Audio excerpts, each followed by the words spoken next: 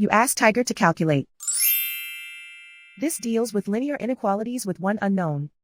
The final result is x smaller than -2/7. Let's solve it step by step. Group all constants on the right side of the inequality. Subtract 19 from both sides.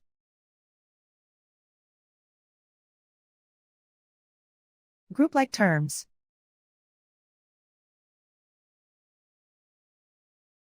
Simplify the arithmetic.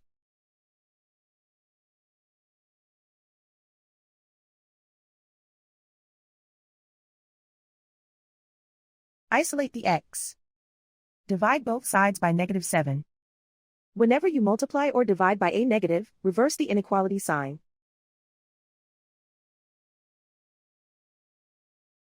Cancel out the negatives.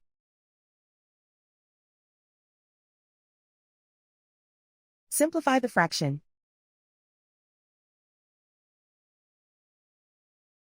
Move the negative sign from the denominator to the numerator.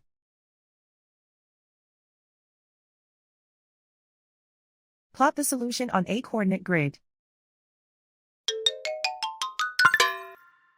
And so the final result is x smaller than -2/7.